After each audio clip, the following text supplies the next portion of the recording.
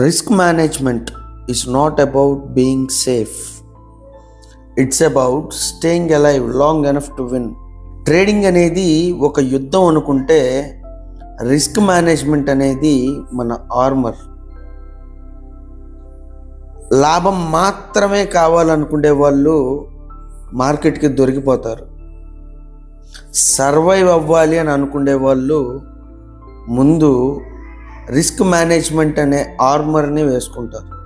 Stop loss పెట్టకపోవడం అనేది అదేమి ధైర్యం కాదు, అది మూర్ఖత్వం.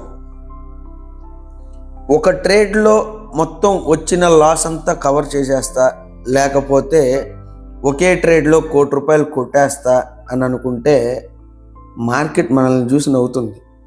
సర్వైవ్ అవ్వాలి అని అనుకుంటే మార్కెట్ వింటుంది. ఇది డబ్బుతో ఆడే ఆట కాదు, ఇది టైంతో మనం చేసుకుండే ఒక అగ్రిమెంట్. మన క్యాపిటల్ చిన్నదై ఉండొచ్చు, కానీ మన రూల్స్ అనేవి చిన్నవైతే మన ప్రయాణం కూడా చిన్నదే అవుతుంది మార్కెట్లో. మార్కెట్ అనేది రిస్క్ మేనేజ్మెంట్ అనేది ఫాలో అవ్వకపోతే ఏం చంపేయదు, కానీ మార్కెట్ అజాగ్రత్తను మాత్రం సమాధి చేసేస్తుంది.